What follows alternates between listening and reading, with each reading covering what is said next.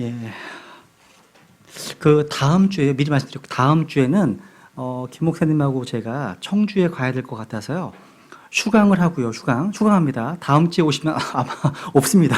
하고요. 6월 3일 그 다음 주. 그러니까 6월 3일에 종강하도록 하겠습니다. 그래서 기독론 시간은 6월 3일 날 이제 시험을 보고요. 그리고 로마서는 2시간 듣고 종강하는 걸로 이렇게 말씀하셨거든요. 그래서 그렇게 하는 걸로 하겠습니다. 착오 없으시기 바라겠습니다. 아시겠죠? 다음 주에는 강의가 없습니다. 휴강입니다. 네네. 네. 우리 다 같이 데살로니가 전서 4장 오늘은 휴거와 재림에 대해서 한번 정리를 하겠습니다. 제가 강의를 못한 분도 많이 있는데요. 그런 분들은 이전에 했던 강의를 좀 참고하시면 좋을 것 같고요. 데살로니가 전서 4장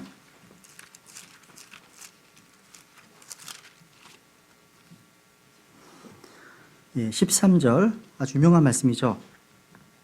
뭐 장례식 때나 좀 많이 사용하는 말씀인데 그죠?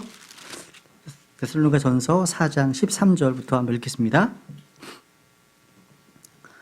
그러나 형제들아 잠자는 자들에 관하여 너희가 모르기를 내가 원치 아니하노니 이것은 너희가 아무 소망 없는 다른 사람들 같이 슬퍼하지 아니하게 하려 함이라. 우리가 예수님께서 죽으셨다가 다시 일어나셨음을 믿을진데 그와 같이 예수님 안에서 잠자는 자들도 하나님께서 그분과 함께 데려오시리라. 우리가 주의 말씀으로 너희 이것을 말하노니 곧 주께서 오실 때까지 살아서 남아있는 우리가 결코 잠자는 자들보다 앞서지 못하리라. 주께서 호령과 천사장의 음성과 하나님의 나팔 소리와 함께 친히 하늘로부터 내려오시리니 그리스도 안에서 죽은 자들이 먼저 일어나고 그 뒤에 살아서 남아있는 우리가 그들과 함께 구름들 속으로 채어 올라가 공중에서 주를 만나리라. 그리하여 우리가 항상 주와 함께 있으리라. 그러므로 이 말씀들로 서로 위로하라. 여기 나와 있는 이 부활, 휴거, 이 내용은 여러분 구약 성도의 부활과 휴거가 아닙니다. 그죠? 맞죠? 여기 나와 있는 13절에 그러나 형제들아. 그러니까 이 말씀은 우리의 복된 소망, 또 영광스러운 소망입니다. 그죠? 그래서 우리 구원받은 성도들의 부활과 휴거입니다. 여러분 이거에 대한 지식, 그러니까 신약 성도의 휴거와 부활에 대한 이런 지식이 없으면 아무 소망 없는 자처럼 슬퍼하고 허무와 절망 가운데 있을 수밖에 없습니다. 그래서 바울이 얘기했잖아요. 너희가 모르기를 내가 원치 않는다. 근데 많은 분들이 몰라요. 이런 지식이 없어요. 그래서 슬퍼한다는 거죠. 여기 이제 잠자는 자들, 밑줄 쳐보세요. 잠자는 자들. 누굽니까? 이 사람들이 누구냐면 구원받은 성도로서 몸이 죽은 자들입니다. 몸이 죽은 자들이에요. 그러니까 우리 육신의 몸이 죽어서 안식을 하고 있는 그런 성도들입니다. 우리 구원받은 성도들에게 있어서 죽음은 절대 끝이 아닙니다. 죽음은 결코 종말이나 허무가 아니에요. 그죠? 아닙니다. 안식입니다. 여러분 이 부활의 진리는요 아주 영광스러운 소망인 거예요. 한번 여기 잡아두시고요. 고린도전서 15장을 가볼게요. 부활장 고린도전서 15장 이 신약 성도의 휴거 부활에 대해서 이제 부활장에 보시면 이것을 신비라고 말씀하신 신비 고린도전서 15장 51절 보라 내가 너희에게 한 가지 신비를 보이노니 우리가 다 잠자지 아니하고 마지막 나팔 소리가 날 때 눈 깜짝할 사이에 순식간에 다 변화되리라. 이게 신비입니다. 나팔 소리가 나매 죽은 자들이 썩지 아니할 것으로 일어나고 우리가 변화되리니 이 썩을 것이 반드시 썩지 아니함을 입고 이 죽을 것이 반드시 죽지 아니함을 입으리로다. 그리하여 이 썩을 것이 썩지 아니함을 입고 이 죽을 것이 죽지 아니함을 입을 때에는 기록된 바 사망이 승리 가운데서 삼켜졌도다 하신 말씀이 성취되리라. 여러분 신약 성도의 이 휴거, 이 부활은요 신비입니다. 왜냐하면 이 사건은 일반적인 부활과 다르기 때문입니다. 달라요. 일반 부활과는요. 그러니까 여러분 구약 성경에 보시면 이사야 같은 구약 성경을 보시면 죽은 자들의 부활 또 예수님의 시상 재림 이건 구약 성도들에게 익히 알려지고 선포된 진리였습니다. 우리들이 알고 있었습니다. 이 내용, 믿는 내용입니다. 근데 신약 성도, 크리스찬의 부활과 휴거는 이 당시 알려져 있지 않은 미스터리였습니다. 신비였습니다. 그러니까 이것은 신약 성도들에게 계시된 놀라운 신비예요. 놀라운 신비. 그래서 이 휴거에 대한 부분, 재림에 대한 이 부분은요, 구약 성경에서는 알려지지 않은 위대하고 독특한 계시를 포함하고 있습니다. 이 휴거는 오순절에 와서 비로소 계시된 진리예요. 그래서 이 죽은 자들의 부활이나 재림은 성경에서 신비가 아니에요. 많이 언급되어 있어요. 유명한 거 하나 찾아볼까요? 욥기 19장 한번 볼게요. 욥기 19장.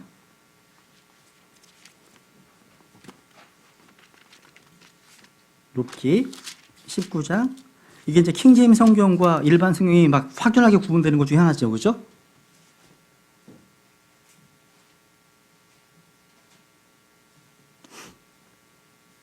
여기 25절 보시면 내가 알거니와 내 구속자께서 살아계시고 또 마지막 날에 그분께서 땅 위에 서시리라. 땅 위에 내 살갗의 벌레들이 이 몸을 멸할지라도 내가 여전히 내 육체 안에서 하나님을 보리라. 내 육체 안에서 하나님을 본다. 무슨 얘기예요? 지금 자기 육체의 부활을 믿고 있는 겁니다. 그걸 고백하는 거예요. 끝나는 게 아니라는 거죠. 다른 성경 어떻게 되어 있습니까? 이게요? 육체 밖에서라고 되어 있죠. 그래서 뭐 임사 체험자 뭐 하면서 이제 막 얘기할 경우가 있거든요. 근데 그 얘기가 아닙니다. 그러니까 욥은 자기 부활을 믿었다는 사실이에요. 이 부활의 진리를 말씀하신 내용이라는 거죠. 또 요한복음 14장에 보시면요, 주님께서 제자들에게 이렇게 약속하셨습니다. 내 아버지 집에 거할 곳이 많다. 그렇지 않으면 너희에게 말해 주었으리라. 내가 너희를 위해 처소를 예비하러 가노니 가서 너희를 위해 처소를 예비하면 내가 다시 와서 너희를 내게로 받아들여 내가 있는 곳에 거기에 너희도 있게 하리라.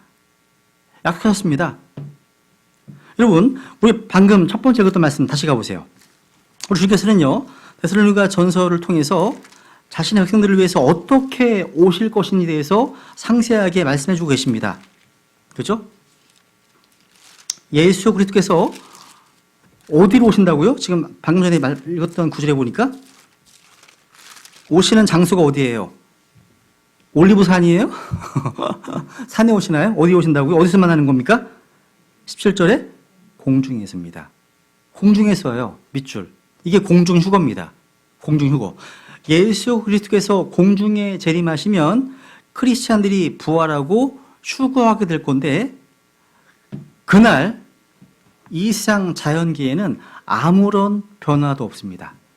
해와 달과 별 아무런 변화가 없습니다. 또 루시퍼 사탄의 지위에 관련돼서 아무런 변화가 없어요. 여러분 재림하게 되면 지상 재림하실 때에는 사탄 어떻게 됩니까? 끝없이 깊은 구렁에 갇히잖아요. 갇힙니다. 또 엄청난 자연 지각 변동이 생깁니다. 근데 공중 휴거, 공중 재림 때에는 그런 게 없어요. 없다는 거예요. 땅도 마찬가지예요. 땅에도 아무런 변화가 없습니다. 그러니까 구원받지 못한 모든 일반인들은 다 left behind예요. 땅에 남겨지는 겁니다. 그리고 어제와 똑같은 삶의 일상이 계속 반복될 겁니다. 차이가 없어요. 그런데 지상 재림은 달라요. 확연하게 다릅니다. 그래서 휴거와 재림은 다르다는 거죠. 어쨌거나 우리 그리스도께서는요 조만간 자신의 성도들을 위해서 오실 겁니다. 성도들을 위해서 오시는 거예요. 위해서 성도들과 함께 오시는 건 뭐예요? 재림입니다. 그러니까 for his saint 성도들을 위해서 오시는 게 휴거고 with his saint 성도들과 함께 오시는 건 지상 재림입니다. 그래서 하나님의 예언적인 달력에 따라서 제가 믿기로는 조만간 조금 있으면 휴거라고 불리는 놀라운 사건이 일어날 겁니다. 주님께서는 승천하실 때 하늘들을 통과해서 하늘로 올라가셨습니다. 어느 날 그분께서는 하늘의 아버지의 왕좌 우편에서 다시 이 땅에 내려오실 겁니다. 한 번 더 하늘들을 통과해서 이 땅에 오실 겁니다. 그래서 이 만남의 장소는 어디라고요? 공중에서 주님을 만나게 될 겁니다. 이 내용은 구약 성경 그 예언서에서 발견하지 못하는 내용이에요. 안 나와요. 이런 내용 보셨어요? 구약 성경에서? 주님 공중에서 오신다는 거? 없어요. 없습니다. 그러니까 누구에게도 알려지지 않았던 계시였다는 거죠. 일반적으로 여러분 휴거 그러면 이게 영어 단어가 랩처란 단어 랩처 쓰거든요. 근데 이 랩처란 말이 성경에 안 나와요. 나와 있지 않습니다. 성경에 나와 있는 단어가 아니에요. 삼위일체도 마찬가지죠. 삼위일체도 성경에 나온 단어 아니에요. 근데 성경에서 말씀하시는 어떤 신약 성경의 교리를 잘 표현하는 단어입니다. 이게요. 휴거도 마찬가지예요. 아까 17절 보세요 한번. 데살로니가전서 4장 17절에 보시면 그 뒤에 살아서 남아있는 우리가 그들과 함께 구름들 속으로 채여 올라가 밑줄 be caught up 채여 올라갔습니다. 끌려 올라가는 거예요. 이것이 랩처가 라틴어로요 라피오입니다. 이게 뭐냐면 갑자기 낚아채 가는 것처럼요. 독수리가 새를 낚아채 가거나 도둑이 귀중품을 빼앗아가는 것을 뜻하는 단어입니다. 이게 랩처란 뜻이요. 정확한 얘기예요. 그죠? 채 올라가는 거죠. 이것을 디도서 2장 13절에서는 복된 소망이다. 이렇게 복된 소망. 여러분 초대교회 당시 어떤 교부들의 기록을 보면 전천년주의를 굳게 믿었습니다. 거의 200년 동안은 다른 어떤 견해도 개입되지 않았습니다. 그럼 문서로 확인될 수 있어요. 그리고 이 휴거의 사건은요, 이 즉시로 동시다발적으로 전 세계에 일어날 겁니다. 동시에요. 이것은 죽어있는 성도들의 육체적 부활과 살아있는 성도들의 영광스러운 변화와 관련되어 있습니다. 우리는 변화될 거예요. 변화. 그래서 휴거에는 두 무리. 그래서 죽은 자들부터 일어나게 될 성도들과 살아서 순식간에 변화되어서 주님을 만나기 위해서 들려 올라갈 성도들이 나온다는 겁니다. 한번 요한복음 11장. 이건 잡아두세요. 계속. 요한복음 11장 25, 26절. 유명 말씀하셨죠? 주님께서. 여기서 이제 암시를 보게 되는데 요한복음 11장 25, 26절.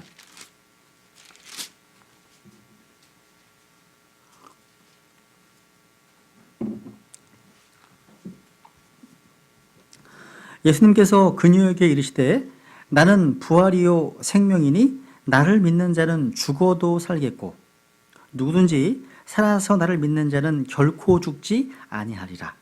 이것을 내가 믿느냐 하시니. 우리 놀라운 사건, 갑자기 일어난 사건을 아주 상세, 디테일하게 이해는 못할 거예요. 근데 우리는 주님께서 주신 약속을 믿을 수 있습니다. 그죠? 매일매일 그 영광스러운 약속의 성취되기를 기대합니다. 고대하시잖아요, 여러분요. 주님께서 자나깨나 언제 오실까? 고대하지 않으세요? 그죠? 기대하지 않으신다면 여러분 타락한 상태에 계신 겁니다. 주님의 다시 오심을 지금 기다리고 있지 않다면 다른 데 마음 뺏기고, 그러니까 하나님이 아니면 아마 만몬에 뺏기고 있든지 뭔가 뺏기고 있는 거예요. 그죠? 이것은 우리 구원받은 성도들의 아주 영광스러운 소망입니다. 그죠? 우리는 이것을 기다리고 있습니다.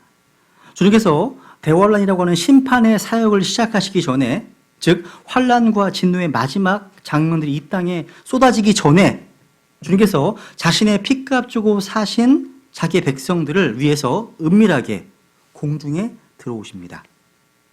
우리를 만나시기 위해서 아주 비밀스럽게. 그래서 시크릿 랩처입니다. 은밀한 휴거라는 사실이에요. 그러면 질문, 누가 이 휴거에 동참할까요? 누가 이 휴거에 참여할까요?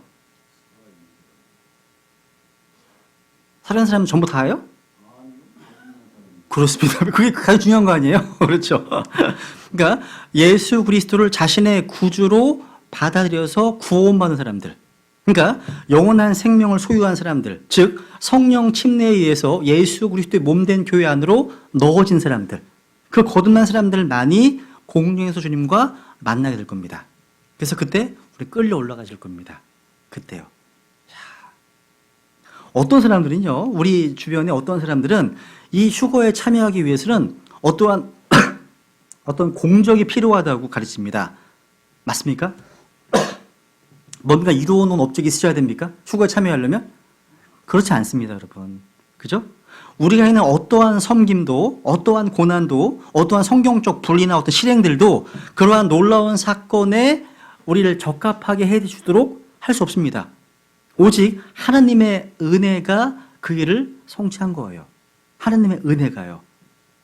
한번 아까 뭐 다시 읽어볼게요. 고린도전서 15장 51절에 보시면 보라 내가 너에게 한 가지 신비를 보인다 하시면서 우리가 다 51절 우리가 다 잠자지 아니하고 마지막 나팔 소리가 날 때 눈 깜짝할 사이에 다 변화되리라. 우리가 누구예요? 다. 고린도 교회 성도들 다. 육신적인 성도들 다. 전부 다입니다. 예외가 없어요. 그러니까 이 다는 이 올 모두는요. 주님께서 오실 때 주님께 속하는 모든 자들을 뜻하는 겁니다. 그러니까 세대적 진리에 대한 지식이 있든 없든 간에 그죠? 우리 구주 예수님을 기다리든 아니든 간에 주님께서 오실 때 구원받았다면 동참하게 되는 겁니다. 다 예외가 없어요. 그러니까 그분의 보배로운 피로 구속받은 자들이 다 공중에서 주님과 만나게 되고 그분과 만나기 위해서 들려 올라가기 충분한 조건입니다. 구원받았다면 그게요. 다시 데살로니가서 4장 14절을 보세요. 14절 여기 보시면 우리가 예수님께서 죽으셨다가 다시 일어나셨음을 믿을진대 그와 같이 예수님 안에서 잠자는 자들도 하나님께서 그분과 함께 데려오시리라. 믿을진대 누가 믿습니까? 그리스도인이죠. 그리스도인입니다. 2000년 교회사 가운데 모든 구원받은 성도들 가운데 죽은 이들의 몸은 다 어디에 현재 지금요? 땅 속에 있잖아요. 묘지에 있잖아요. 여러분 안식교나 여호와의 증인들의 주장처럼 혼은 사라지거나 멸절되는 게 아니에요. 그죠? 우리 혼은 하늘에 주님과 함께 있고 다시 올 겁니다. 몸은 죽을 때 혼이 사라지는 게 아니죠. 혼은 떠나는 거예요. 몸을 떠나는 겁니다. 이 몸은 내가 살았던 집이거든요. 떠나는 겁니다, 여러분. 그래서 우리가 죽음 이후에 무엇이 있는지 알지 못하면 그건 제가 볼 때 최악입니다. 최악이에요. 모르면. 죽음 이유를 모른다면 성도들에게 있어서 이 죽음은 몸이 자는 겁니다. 자는 겁니다. 혼은요, 뭐예요? 혼은 주님과 함께 있는 겁니다. 주님과 함께 있는 거예요. 이게 죽음인 겁니다. 그래서 여기 바울이 15절에 보시면 우리가 주의 말씀으로 너에게 그것을 말한다. 뭘로 말한다고요? 주의 말씀으로. 주의 말씀. 바울은요, 자기의 견해를 말한 게 아니에요. 바울은 자기의 철학을 말한 게 아닙니다. 우리 인간의 개똥차 이런 게 아니에요. 그런 거 느낄 때 있지 않으세요? 교제하는데 많은 얘기를 듣는데 성경과 관계없는 개똥철학이 막 나올 때가 있어요. 이걸 또 어떻게 해야 되나 이런 고민할 때 있거든요. 바울은 그런 걸 한 게 아니에요. 주의 말씀으로. 바울은 주의 말씀으로 지금 선포하고 있는 겁니다. 바울은 휴거와 부활에 대해서 주의 말씀을 받았고 그 말씀을 우리에게 전해준 거예요. 받은 걸 준 거예요. 받은 걸. 마찬가지입니다. 왜? 주의 말씀은 순수합니다. 주의 말씀은 옳습니다. 주의 말씀은 곧바릅니다. 또 깨닫는 자에게 쉬운 것, 플레이 명백한 거, 쉬운 겁니다. 아주요. 그래서 우리는 이 하나님의 말씀을 가지고서 선포하면 되는 거예요. 뭔가 직통 계시를 받았다, 뭐 꿈을 꿨다, 뭐 계시를 받다, 손으로 썼다, 이거 다 정말 잘못된 이상한 얘기예요, 다. 그죠? 주의 말씀으로. 그래서 우리 성경이 완성됐기 때문에 완벽한 성경이기 때문에 우리 그런 거 볼 필요가 없어요. 그러잖아요. 어디 가서 용한 권사님한테 기도받아야 되겠다고 어떤 목사님이 말도 안 되는 이상한 일을 하는 분들도 있거든요. 그게 아니에요. 다만 여러분 휴거와 부활의 날짜는 전혀 언급되어 있지 않습니다. 그거 나와 있잖아요. 지금까지 날짜를 설정한 사람들은 다 틀렸습니다. 틀렸어요. 왜 그럴까요?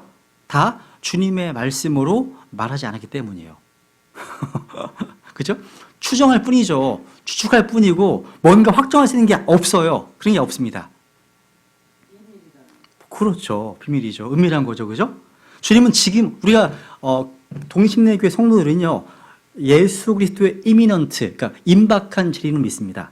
임박하다는 말이 어떤 그 때를 얘기하는 게 아니라 주님께서 언제라도 오실 수 있다는 뜻이에요. 언제라도요. 지금 오셔도 아무 문제가 안 돼요. 주님께서 오셔도요. 그걸 믿는 겁니다. 그래서 다시 보세요. 보시면 주님께서 친히 하늘로부터 내려오신다고 하시면서 구름들 속으로 최여 올라가서 공중에서 주를 만나게 된다. 주님께서요 땅에 오시는 게 아니죠. 그죠? 땅에 오시는 게 아니에요. 어디 오시는 거예요? 공중에 오십니다. 채여 올라가. 채여 올라가는 되어 있잖아요. 그래서 여러분 그 휴거라는 말이에요. 한자로 쓰면 채일 휴자에다가 들거자인 거, 들거자입니다. 괜찮은 단어 같아요. 하도 오해를 많이 받는 단어긴 하지만, 그렇죠? 그러니까 이 사건은 순식간에 일어나는 사건입니다. 순식간입니다. 그러니까 우리의 몸이요 순식간에 영광스럽게 변화되어서 눈 깜짝할 사이에 변화가 됩니다.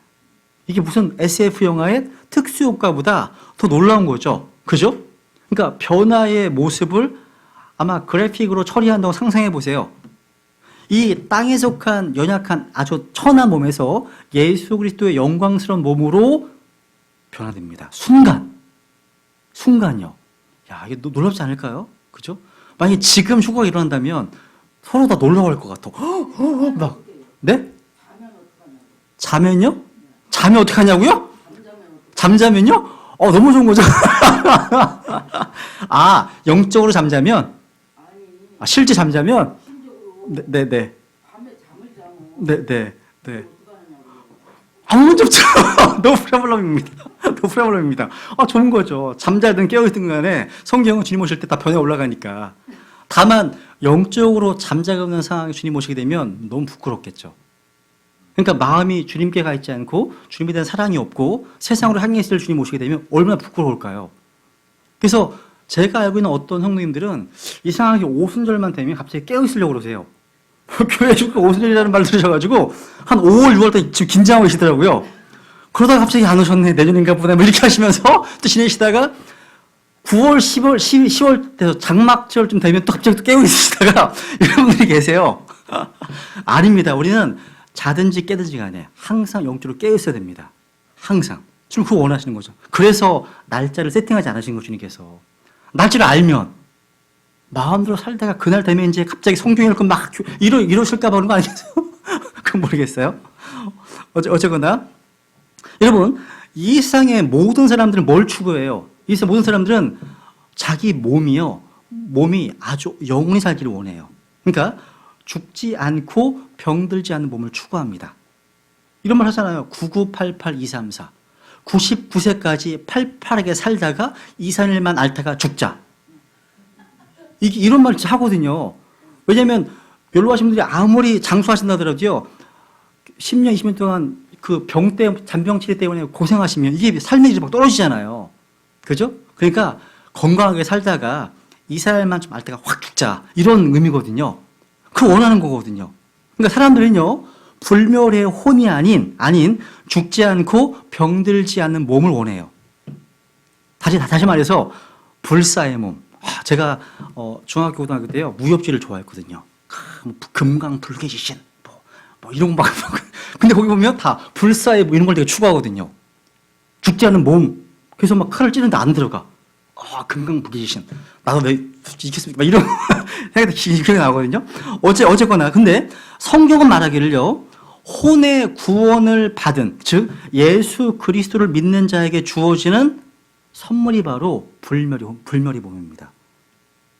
여러분 조만간 받으실 거야. 불로초 게임이 안 돼요. 불로초하고 비기고 안 되는 겁니다. 불로초하고는요. 근데 이 혼의 구원을 받은 사람들이 바로 이 주님 오신 그날 이 불멸의 몸을 선물 받게 됩니다. 선물이야, 선물. 놀라운 거 아니에요? 여러분 잘 안 믿어서 그렇지 진짜 믿으면 이거 진짜 기쁜 날보다 막 찬양할 겁니다, 여러분. 그러니까 이 몸의 변화는 혼의 구원을 받은 사람들이 받게 되는 선물입니다. 선물. 나팔이요? 주님께서 원하시는 때 불죠. 저도 빨리 불었으면 좋겠어. 지금이죠, 당장이요. 언제 불지 모르죠. 네. 여기 다시 보시면 만남의 장소는 공중입니다. 공중의 수를 만나게 되어 있죠. 만남의 장소는 이 신도림 여기가 아니에요.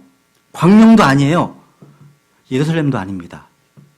예루살렘도 아니에요. 여러분 집도 아닙니다. 그죠? 교회도 아니에요. 그죠? 어디예요? 시내산도 아니면 호래산도 아니에요. 그죠? 공중입니다. 땅에 살던 성도들이 공중 들림 받는 것을 한번 상상해 보세요. 상상해 보세요. 네? 붕 뜨죠. 그럼요. 슈퍼맨 되는 거죠. 초자연적인 몸을 입는 거죠. 생각해 보세요. 공중에서란 말 밑줄 공중에서. 왜냐하면 이 흥미로운 단어, 왜냐하면 공중의 권세 잡은 통치자가 누구예요? 마귀입니다. 에베소서 2장에 말씀하신 2절에 말씀하시거든요. 공중의 권세 잡은 통치자가 나와요. 근데 그날 그 통치자, 그 루시퍼, 그 마귀의 본거지에서 주님과 성도들이 만나네요. 희한해요. 장소가요. 그러니까 보란 듯이 데려가시는, 보란 듯이 그 장소에서요. 그리고 나서 주님께서 성도들과 함께 이 땅에 내려오는 것이 아니라 하늘로 올라가서 거기서 주님과 함께 거하게 됩니다. 다시 말해서 주님께서 공중에 내려오셔서 끌려 올라가죠. 만났다가 다시 내려오신 게 아니라 다시 유턴 다시 올라가십니다. 유턴해서 올라가시고 우리는요 그냥 직진으로 가는 거예요. 계속 올라가는 거예요. 이게 휴거입니다. 우리는 그래서 공중 재림과 지상 재림을 구분해야 됩니다. 그래서 우리가 항상 주님과 함께 있을 겁니다. 그리고 이 땅은요 공중 휴거 후에 7년 대환란이 있습니다. 근데 우리는 휴거받은 이후에 주님과 함께 이 몸과 혼을 입고 거하게 됩니다. 이 위대한 소망이죠. 그래서 여기 18절에 보시면요 이것이 우리에게 위로의 소망입니다. 그러므로 이 말씀들로 서로 뭐 하라고요? 위로하라. 그죠? 뭐 사고로 죽었든지 순교하셨든지. 그러니까 우리는 조만간 죽은 성도들을 다시 만나게 될 겁니다. 다시 만남의 소망이 있다는 것. 이게 놀라운 소망입니다. 다시 만남의 소망. 살아있는 소망이죠. 그러니까 우리 서로 이렇게 위로하고 위로를 받을 수 있는 겁니다. 이 땅에 더욱더 그날을 바라보면서 믿음의 경주를 할 수 있는 거예요. 또 이 말씀들 때문에 고난을 견딜 수 있을 뿐만 아니라 죽음을 두려워하지 않고 살아갈 수 있게 하셨다는 사실. 그러니까 이 성경이 주는 인내와 위로가 무척 큰 겁니다. 큰 거예요. 그래서 이 말씀들이 저와 여러분 속에 우리 안에 들어오면 이곳이 어떤 누군가의 위로보다 비교할 수 없습니다. 이 말씀이 주시는 위로가 더 큰 거예요. 그러니까 다른 누군가 너무 의지하지 마세요. 사람들로부터 위로받으려고 하지 마세요. 실망하실 겁니다.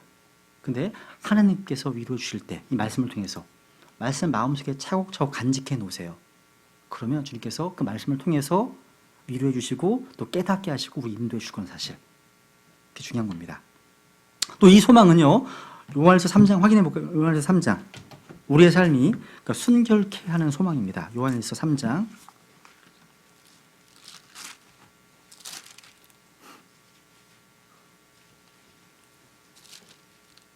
요한일서 3장 1절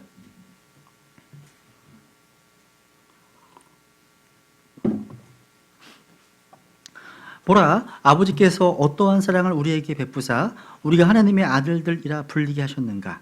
그런즉 세상이 우리를 알지 못함은 세상이 그분을 알지 못하기 때문이라.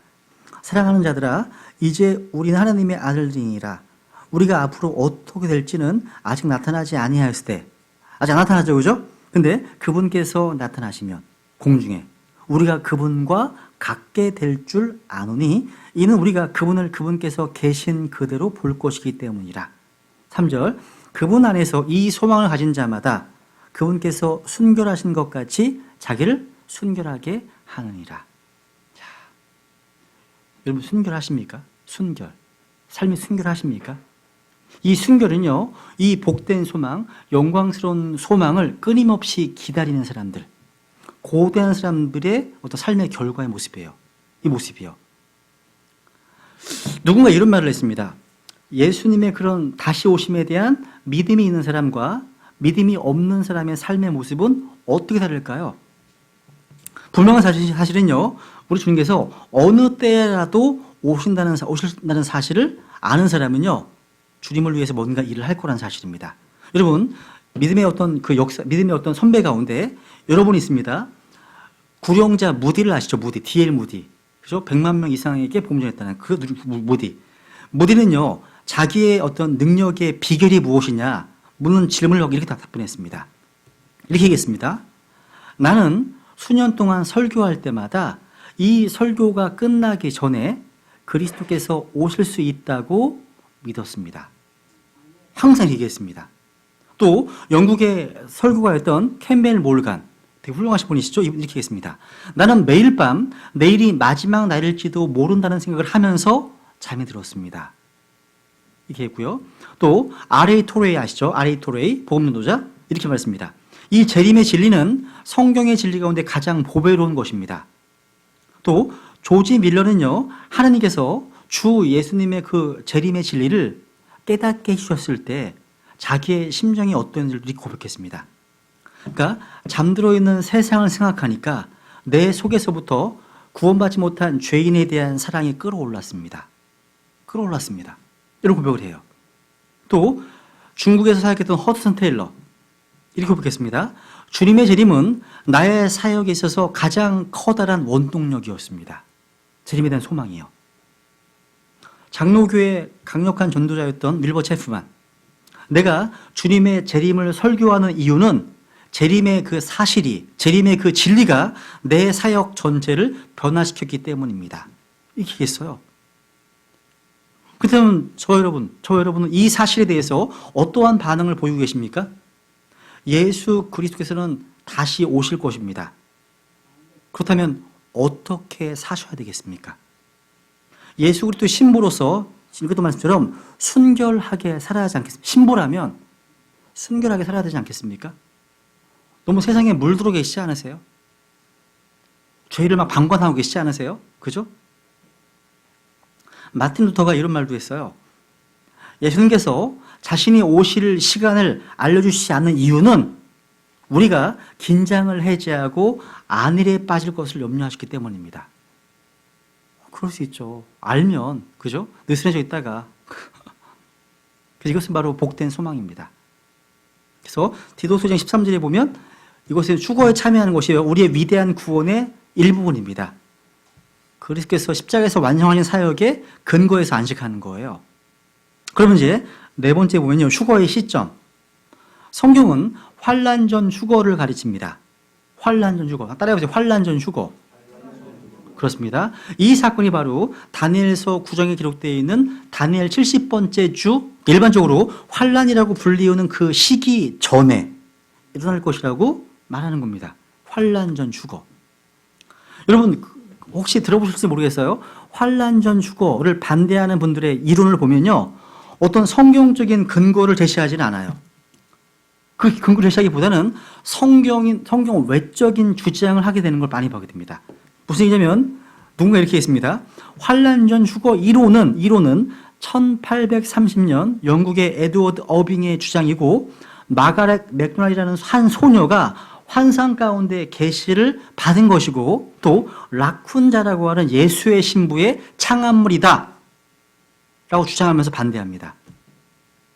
저는 여러분 창세기 3장에서 이게 사실이라면 마귀가 했던 5가지 진리 가운데 5분의 4는 진리였죠. 기억하십니까? 그죠? 우리는 성경을 가지고 확인하면 되는 거예요. 마귀가 어떤 말 한다 할지라도요, 성경 가지고 확인하면 되는 거잖아요. 환난 전 휴거는요, 성경적 진리입니다. 여러분, 장로교 창시자 칼빈, 존 칼빈은요, 이스라엘의 회복을 믿지 않았습니다. 써 있어요, 여기요. 마틴 루터, 다윗의 왕자가 이 지상에 있을 것을 믿지 않았습니다. 믿지 않았어요. 루터도요. 또 조지 휘필드, 또 존 웨슬리, 모세와 엘리야의 재림을 믿지 않았습니다. 두 중의 재림을 믿지 않았습니다. 않았어요. 프로테스탄트, 개신교들을.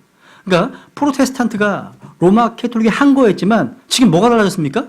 지금 거의 똑같습니다. 별 차이가 없어요. 차이가 없습니다. 니골라파의 교리, 유아 세례, 사도신경 암송, 또 세례문답을 통해서 교인 만드는 것, 또 어떤 부르심, 소명의 증거보다 시험을 쳐서 목회자를 임명하거나, 또 성경조차도 로마 천주교 성경을 쓰고 있지 않습니까? 뭐가 달라요? 별 다른 게 보이지 않아요, 지금은요. 별로 안 보여요. 그러니까 우리가 그 어떠한 사악하고 또 불경건한 사람의 주장이라 할지라도요, 또 우리 손에 들고 있는 이 성경을 가지고서 확인하면 되는 거예요. 성경을 가지고 오세요. 그래서 이제 휴거의 시기에는 뭐 보통 한 세네 가지가 있는데, 일반적으로 환난 전 휴거, 신약교회가 환난 전에 들려 올라간다는 교리입니다, 교리. 이 디도서 2장에 말씀하신 거 확인해보면 디도서 2장을 보시자면 디도서 2장 13절. 이 구원받은 성도의 과거, 현재, 미래가 다 나오죠. 디도서 2장 13절에 보면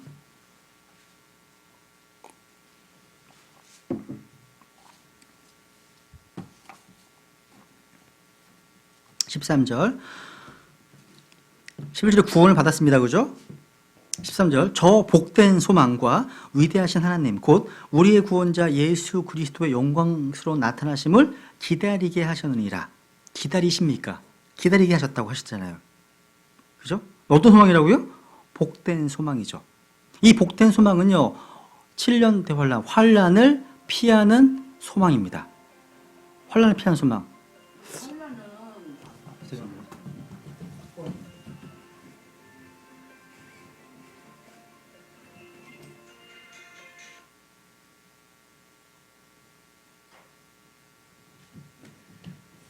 저동을 되게 많아가지고 네, 입니다. 네. 환란을 어떻게 구분할 수 있냐고요? 그죠? 이따 끝나고 말씀드리면 안 될까요? 네, 드릴게요. 네, 어쨌거나 지금 이 복된 소망 바로 환란을 모면하게 되는 소망입니다. 수많은 사람들이 환란을 통과할 것처럼 가리킵니다. 가장 큰 이유가요. 영어로 이 환란이 트리블레이션인데요. 이 트리블레이션이 구원받은 성도들이 이제 신앙생활하는 과정 가운데 환란도 같은 단어가 쓰여져 있어요. 근데 제가 이 환란은요, Great Tribulation, 대환란을 말씀하는 대환란. 그 전에 그러니까 환란 이전에 교회가 휴거된다는 것. 이 환란은 휴거라는 거죠.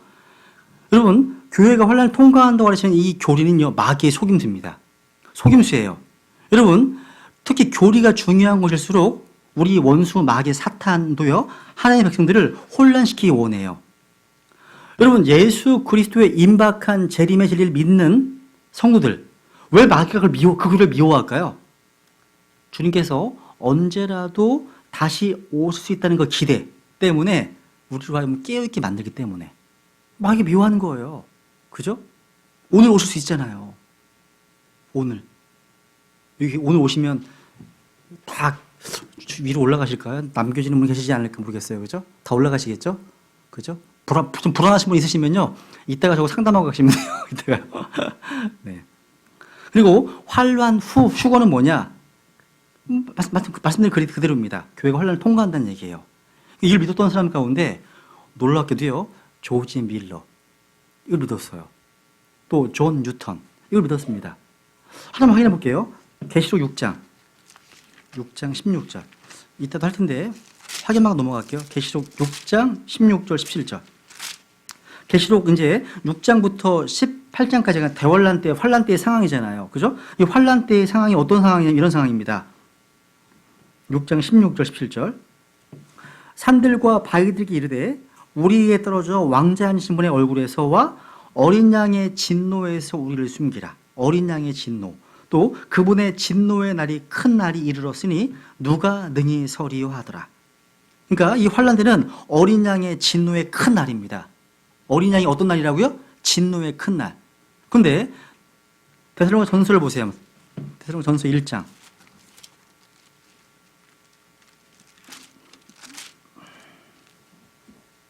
1장 10절. 데살로니가 전서 1장 10절. 보시면 그분께서 죽은 자들로부터 살리신 그분의 아들께서 하늘로부터 오실 것을 기다리는지 보여주나니 이분은 곧 그다음 다가올 진노로부터 우리를 건져내신 예수님이시니라. 다가올 진노로부터 우리를 건져내신 예수님. 또 5장 가보세요. 5장 9절. 데살로니가 전서 5장 9절.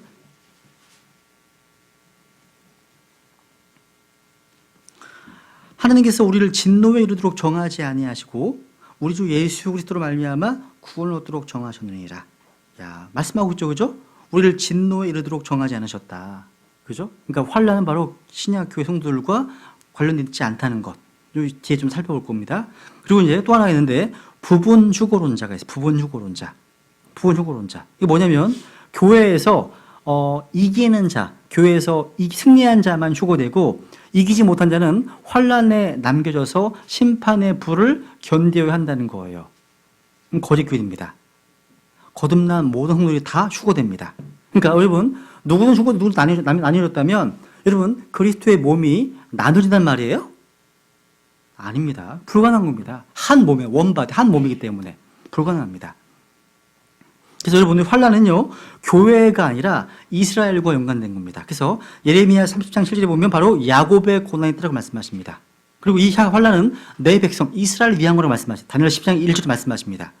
그리고 마태복음 24장에 보시면 유대로부터 도망치잖아요. 안식일 나오잖아요. 그러니까 이스라엘 백성과 연관되는 겁니다. 그 환란의 경륜 자체가요. 그죠? 그럼 모형적으로 봤을 때 노아의 홍수, 또 소돔과 고모라를 기억해 보세요.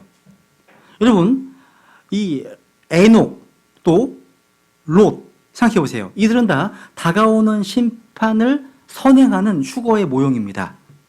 노아의 홍수로 예표된 대환란, 전에 휴거된 교회의 모형이 바로 에녹입니다. 에녹. 창세기 5장에 에녹을 데려가셨잖아요. 노아의 홍수 이전에요. 노아의 홍수가 이사야서 54장에 보시면 환란, 하나님의 진노의 시기와 연관되어 있어요. 그걸 주고 있습니다. 그러니까 노아의 홍수와 소돔과 고모라의 멸망이 그것입니다.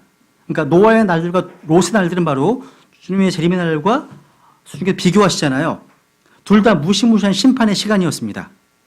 가장 큰 재앙이었죠. 그죠?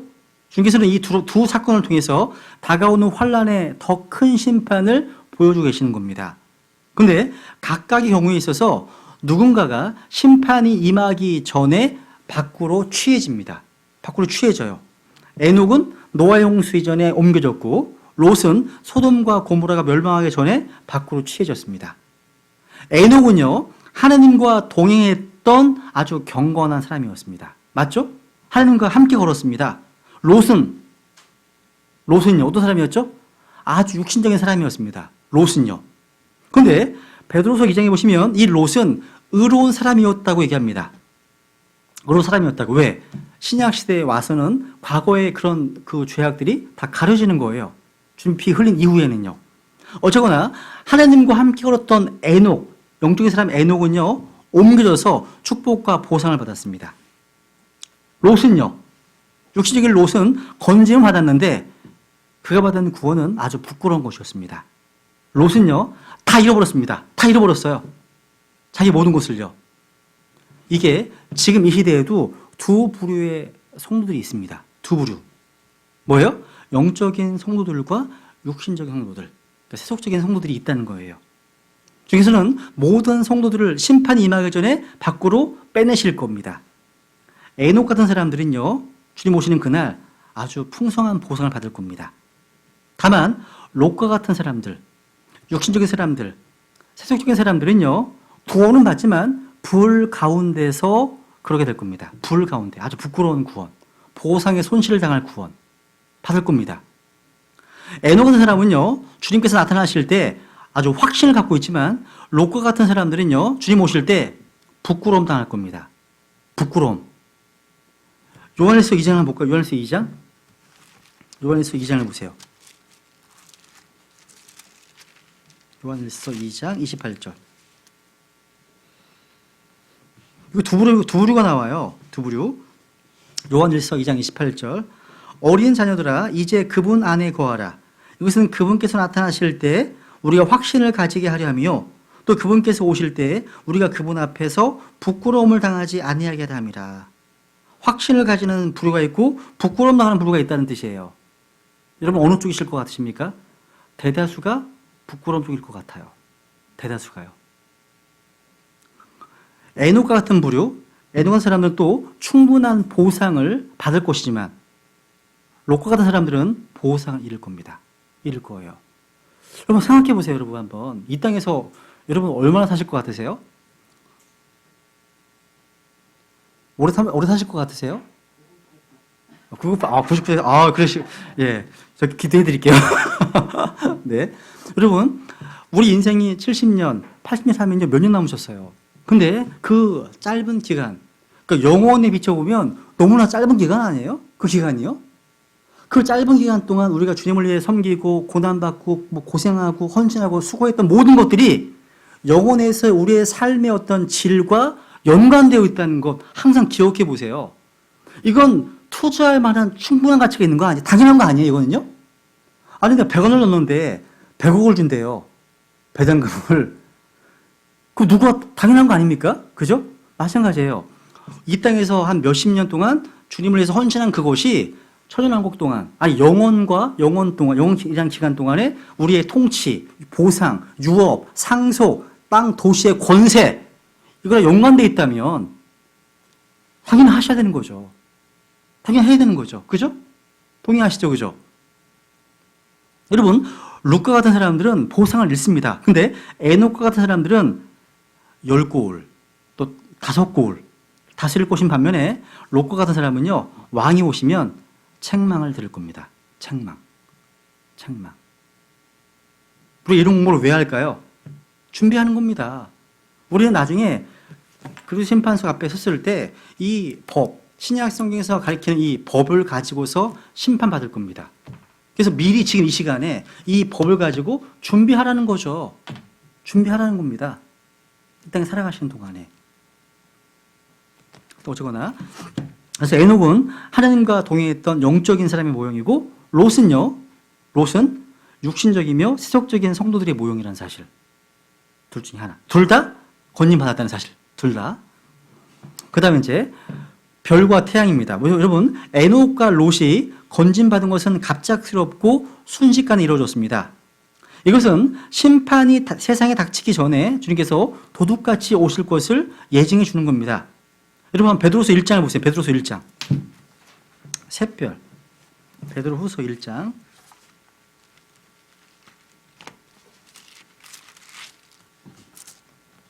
제가 내용을 다 못 끝내면요, 여러분 개인적으로 이제 들으시면 될 것 같고, 이전에 했던 강의 들으셔도 되고요. 또 공부하셔도 되니까요. 베드로서 1장.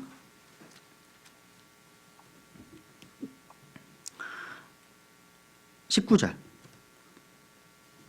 베드로서 1장 19절. 또한 우리에게는 더 확실한 대언의 말씀이 있으니 날이 새어 샛별이 너희 마음속에 떠오를 때까지 너희가 어두운 곳에서 비치는 빛을 대하듯이 이 말씀에 주의를 기울이는 것이 잘하는 것이니라. 그러니까 샛별이 떠오를 때까지, 이게 바로 공중 후검 재림입니다. 그때까지 이 말씀에, 이 성경 말씀에 주의를 기울이는 것이 잘하는 거다. 하나님 보실 때 잘하는 게 성경 말씀에 주의를 기울이는 것, 잘하는 거로 말씀하시는 거죠. 여러분, 샛별이 언제 뜨는 거냐면 밤에 가장 어두운 시간에 나타납니다.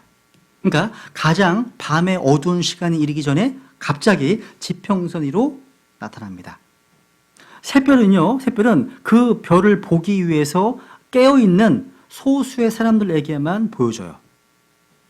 세상의 대부분 사람들은 잠들어 있습니다. 천문학자들이나 하늘을 주시하는 자들만 샛별을 봅니다. 반대로 태양은 온 세상을 빛으로 비칩니다. 모든 자를 다 깨웁니다. 여러분, 그리스도의 몸된 교회에서 예수 그리스도의 오심은 샛별이 떠오르는 것과 같아요. 그래서 예수 그리스도는 바로 구원받은 성도들의 샛별이십니다. 그분 다시 오실 때 자신의 신부인 교회를 하늘의 처소로 데려가실 겁니다.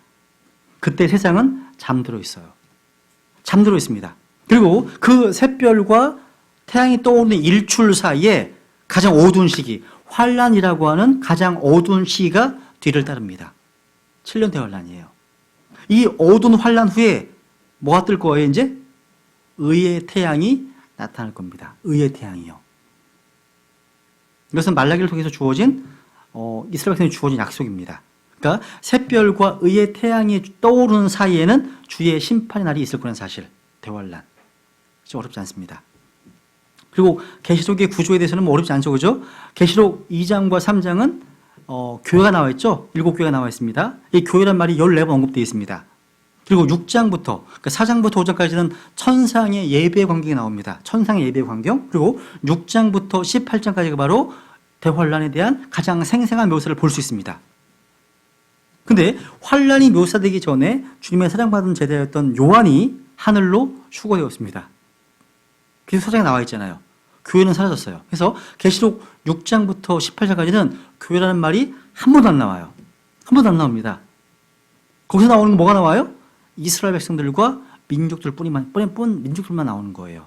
그래서 그 유명한 게 계시록 7장에 보시면 이스라엘 백성 가운데 13만 명이 구원받죠. 또 후반부에 누가 구원받아요? 이방 민족들이 구원받습니다. 환란 기간 동안에. 수많은 무리들이 나오죠. 교회는 안 나와. 교회는 어디 있습니까? 셋째 하늘에 24장로로서 주님과 함께 있습니다. 그 24장로가 누구예요? 신약 교회예요. 교회입니다. 이 교회가 바로 주님과 함께 지상에 다시 돌아올 거예요. 돌아올 겁니다.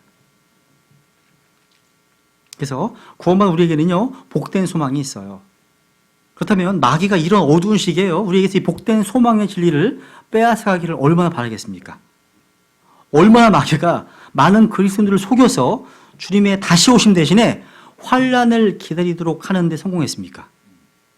지금 환란 준비하는 사람도 있어요. 환란 준비하는 사람도 있어요. 베리칩 받지 말라. 그들이 하는 말에 다 베리칩 받지 말라 다 이게요. 베리칩은 짐승의 표가 아니에요. 그죠? 수책자도 있지만 그죠? 아닙니다. 어쩌거나 짐승의 표로 가는 과정이 있는 거죠. 과정이 있는 겁니다. 만약에 여러분 교회가 환란을 통과해야 한다면 교회는 우리 구주 예수님 대신 누구를 기다리는 거예요 지금? 적 그리스도를 바라보고 있는 거예요. 왜냐하면 적 그리스도가 환란 가운데 통치할 자이기 때문입니다.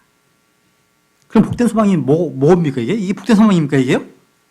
우리는 적 그리스도 나타나기 전에 그 전에 오실 예수 그리스도를 기다리고 있는 겁니다. 그죠? 그래서 우리가 예언을 공부한 사람이라면 깨어 있어야 합니다. 깨어 있어야 합니다. 날짜를 모두 규정하려고 하는 게 아니라 깨어 있어야 한다는 사실. 그리고 이제 도둑처럼 주님께서는 밤에요 도둑처럼 오실 거예요. 주님께서 환란 전에 교회를 데리러 오시는 모습을 성경에서는 도둑처럼 오시는 것을 묘사하고 있습니다. 그런데 여러분이요 진짜 구원받은 참된 성도라면 여러분에서 예수님의 오심은 도둑처럼 되지 않을 겁니다. 여기서 단지 예수님을 알지 못하는 자들에게만 해당돼요. 한번 데살로니가전서 5장을 보세요. 한번 데살로니가전서 5장. 데살로니가전서 5장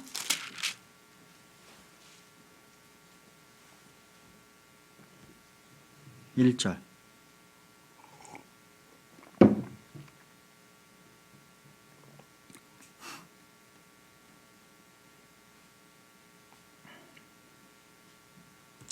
그러나 형제들아 그 때와 시기에 관하여는 내가 너에게 쓸 필요가 없나니 주의 날이 밤에 도둑같이 이르는 줄을 너희 자신이 완전히 아느니라.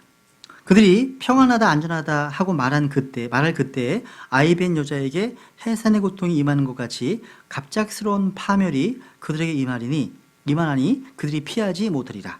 4절. 그러나 형제들아 너희는 어둠 속에 있지 아니한즉 그날이 도둑같이 너희를 덮치지 못하리라. 너희는 다 빛의 자녀요 낮의 자녀니라.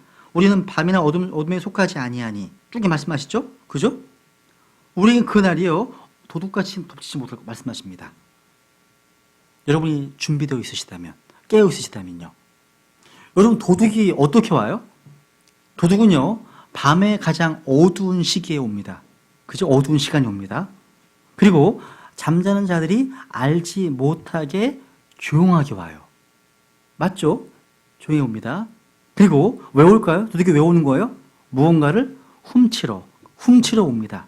훔치러 옵니다. 그리고 도둑은요 값비싼 보석과 진주를 찾습니다.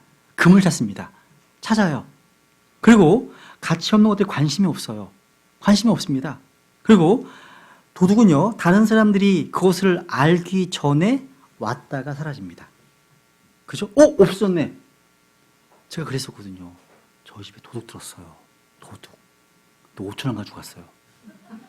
그 사기니 돈을 가지고 갔어요. 야 너무하더라고요. 집에 왔는데 막 난장판에 있는 거죠. 막 그랬더니 정말 중요한 거 찾다가 포기하고 그냥 갔어. 근데 애들 방에서 5천 원 가져갔다고 그러더라고요.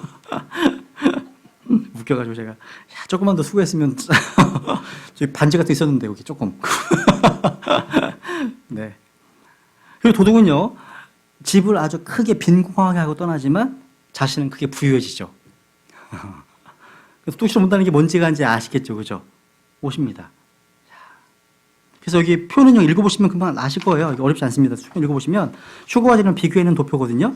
이제 MRDR이 이제 쓴 글을 제가 이제 따온 건데 뭐 어렵지 않습니다. 읽어보시면 휴거는 공중에 오십니다. 또 성도들을 위해서 오십니다. 또 휴거는 구약 시대에 알려지지 않은 신비였습니다.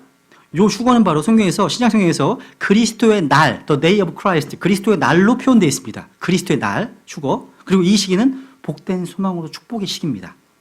그리고 눈 깜짝할 사이에 순식간에 일어납니다. 세상이 이것을 목격하지 못하고 도둑처럼 오시기 때문에. 이 휴거는 교회에 연관되죠? 또 샛별로 오십니다. 주님이 샛별로 오십니다. 재림은요, 지상에 땅에 오십니다. 성도들과 함께 오시고요. 이 재림은요, 구약 성경 예언들의 주제였습니다. 이게 신비가 아닙니다. 이 재림은 주의 날과 동일시됩니다. 주의 날. 주된 강조점은 심판에 있어요, 심판. 지상 재림은 아마 인공위성을 통해서 세계적으로 목격될 겁니다. 그리고 재림은 이스라엘과 이방 열국과 연관되어 있고요. 의의 태양으로 오십니다. 이거 어렵잖아요, 그죠? 휴거와 재림. 그래서 혹시 제가 시험 문제에 휴거와 재림을 비교하시면 이걸 쓰시면 되는 거예요. 이거 외우시면 되는 거죠. 미리 말씀드리는 겁니다. 이렇게 얘기를 해드려도 못 써요. 얘기를 해드려도. 네. 그러면 그 다음 이제 5번째,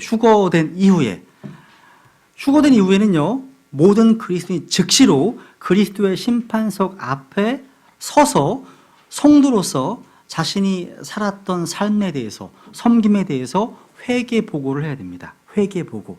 하나만 찾죠. 고린도 후서 5장 10절입니다. 고린도 후서 5장 10절. 이것은 구원을 위한 심판이 아니에요. 구원받은 이후에 내가 어떻게 살았는가에 대한 심판이에요.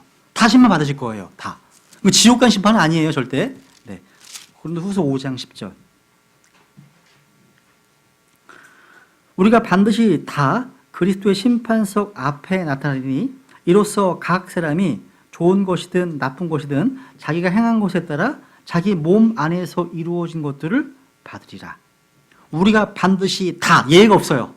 저도 앞에 쓸 겁니다. 여러분도 앞에 쓸 거예요. 다. 그래서 좋은 것이든 나쁜 것이든 간에 자기가 뭐한 것에 따라서요? 행한 것에 따라. 구원은 믿음으로 받지만 보상은 우리의 행위에 따라서 주어지는 겁니다. 행위에 따라서, 행한 것에 따라서 자기 몸 안에 이루어진 것들을 받을 겁니다. 이 모든 심판을 누가 집행하시는 거죠? 예수 그리스도께서 심판을 집행하실 겁니다. 그래서 아직까지 우리 구원받은 성도들에 대한 심판의 사역이 진행되지 않았습니다. 그죠? 주님 오시는 그날, 저 위에서 우리의 섬김과 신실함과 우리가 했던 모든 수고에 대해서 주님께서 우리에게 상을 주실 겁니다. 주실 거예요. 구원받지 못한 사람은요, 누구도 이 심판 속에 나타나지 못합니다. 그죠? 신앙의 심판대로 가겠죠? 그죠? 그러니까 이 심판은 오직 구원받은 성도들에게만 해당되는 거죠. 어렵지 않습니다. 그래서 이 심판대 가게 되면 모든 것이 드러나게 될 겁니다. 참 부끄러울 거예요. 또, 이제 저런 동기로 한 거구나. 그러니까 우리가 행했던 모든 섬김과 어떤 수고와 이런 거에 대한 동기가 다 드러나요. 그래서 여러분이 섬기는 모든 일의 그 종류가 무엇인지를 주님께서 드러내실 거로 말씀하시거든요. 믿음으로 했는지, 하나님의 영광을 위해서 했는지, 아니면 자기를 과시하기 위해서 했는지, 그 질, 이것이 어떠한 종류인지를 주님께서 보시고서 보상해 주실 겁니다. 그래서 우리가 생각하는 것보다 상당히 다르지 않을까. 심판의 모습이요. 그죠? 그렇게 될 겁니다. 그래서 모든 숨겨진 것들이 다 드러나게 될 겁니다. 그래서 여기는 바로 우리가 상을 받는 자리라는 사실. 그죠? 이 내용에서는 뭐 여러분 많이 들었으니까 빨리 넘어가죠, 뭐. 그죠? 그래서 이 휴거와 재림에 대해서는요, 어렵지 않습니다. 휴거는 주님께서 자신의 성도들을 데리러 올 때 있을 비밀스러운 사건이고요, 공중에서 주님을 만나게 될 겁니다. 반면 재림은요, 천연왕국을 세우기 위해서 주님께서 자신의 성도들과 함께 오심으로 이루어지는 모든 사람이 볼 수 있는 공개적인 사건입니다. 계시록 1장 7절 보세요, 한번. 계시록 1장 7절. 계시록 1장 7절.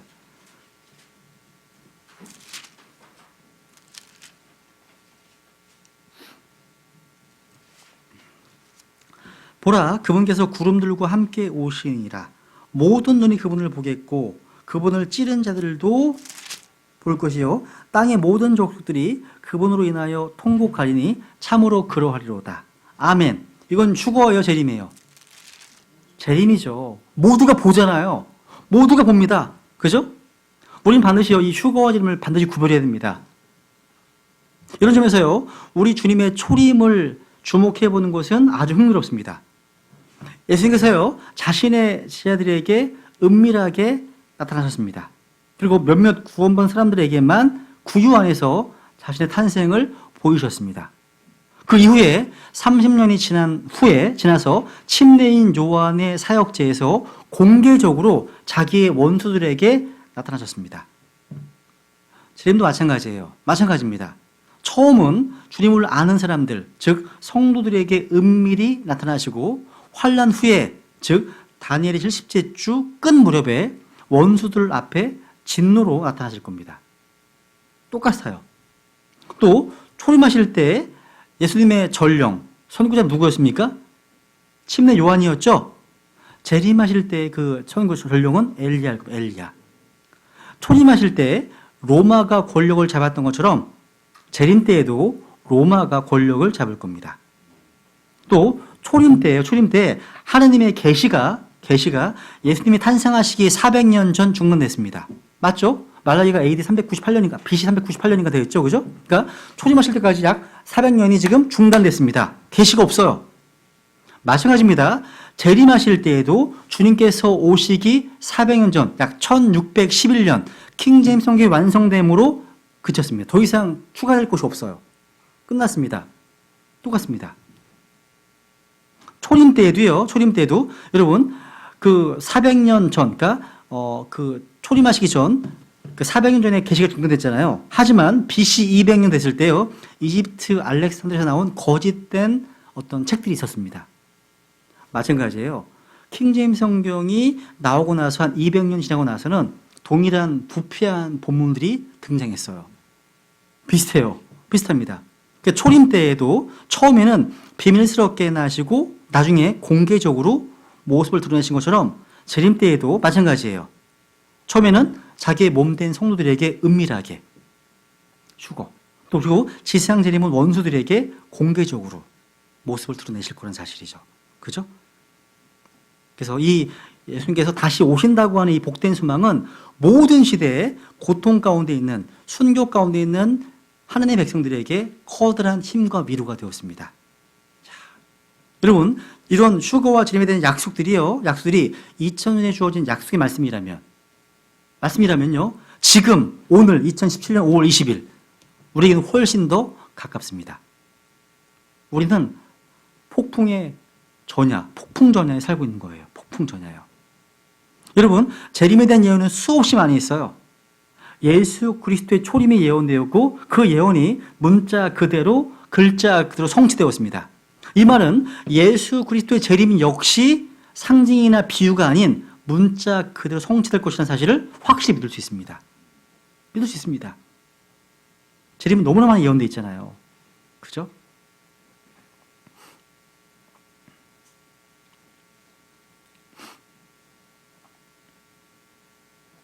한번 확인해 볼까요? 하나만 보죠, 뭐.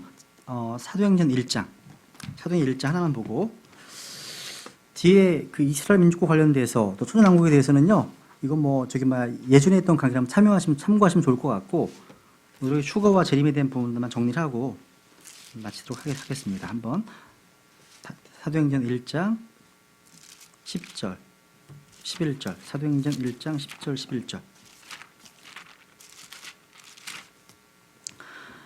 그분께서 올라가실 때 그들이 똑바로 하늘을 바라보고 있는데 보라, 흰옷 입은 두 남자가 그들 곁에 서며 또 그들이 이르되 너희 갈릴리 사람들아, 너희가 어찌하여 서서 하늘을 바라보느냐? 너희를 떠나 하늘로 들려 올라가신 이 동일한 예수님께서는 너희가 그분께서 하늘 들어가심을 본 그대로 오시리라 하니라. 그대로 오실 겁니다. 없을 겁니다. 또 디모데전서 6장 14절에 보시면요, 너는 우리 주 예수 그리스도의 나타나심이 있을 때까지 점도 없고 책망받을 것이 없이 이 명령을 지키라 말씀하십니다. 주님 다시 오실 때는요, 재림하실 때는 구름 속에서 또 아버지의 영광으로 또 그 자신의 영광으로 불길 가운데서 권세와 큰 영광으로 또 몸의 형태로 오십니다. 또 천사들과 성도들과 함께 갑작스럽게 경고 없이 오신다는 거예요.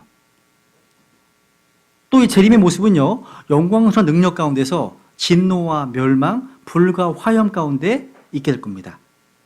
그래서 여러분 구약 성경에서 이 재림의 날을 살펴보시면 모두가 다 부정적입니다. 어둡습니다. 두렵습니다. 무시무시해요. 이렇게 표현되어 있습니다. 여러분 재림은요, 구원받은 성도들에게 있어서는요 아주 행복한 날이겠지만 성도들에게는요 구원받지 못한 자들에게는 아주 무서운 날입니다. 슬픈 날이 될 거란 사실이죠. 또 이스라엘 12지파들은 자기들 십자가에 못 박았던 그 죄를 깨닫게 되올 때 아주 슬픈 날이 될 겁니다. 성경에 예언되어 있잖아요. 모든 족속들이 울게 될 거라는 사실, 통곡할 거라는 사실을요. 그죠?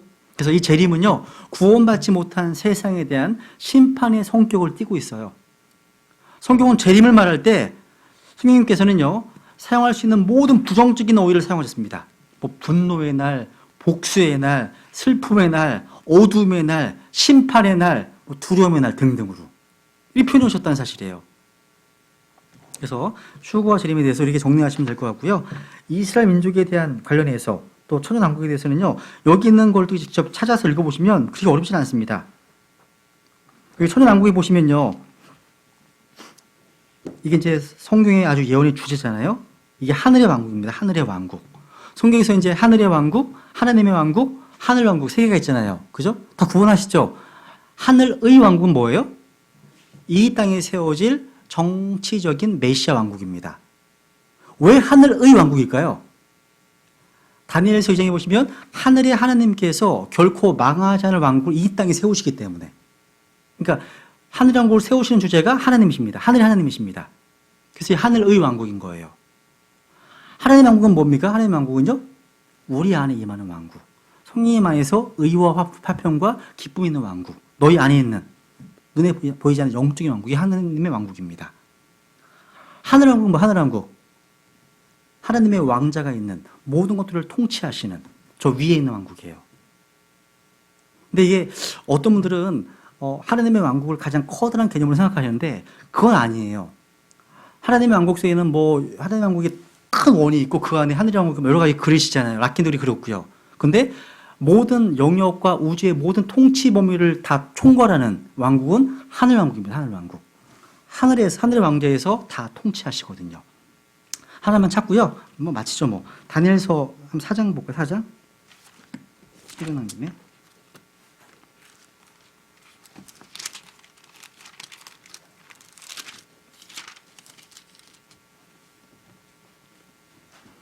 다니엘서 4장. 우리가 락켄의 세대적 기를 읽다 보면 그 하나님의 왕국, 하나님 이걸 그린 그 도표가 있어요.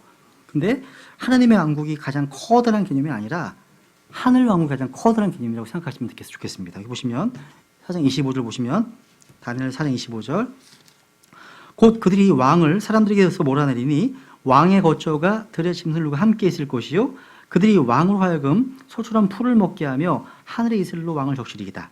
7대가 왕의 위로 지나간 뒤에야 그 다음 비로소 왕의 지극히 높으신 이가 사람들의 왕국을 다스리시며 자신 뜻대로 그것을 누구에도 주시는 줄 아시리이다.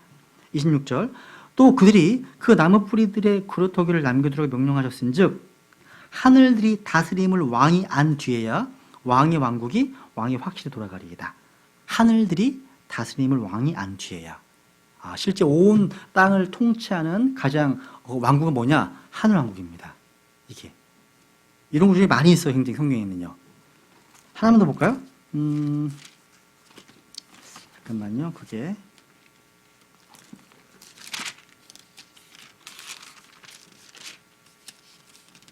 역대하를 보세요. 역대하 20장. 이거 하나만 읽고요. 네, 마치겠습니다. 역대하 20장 6절.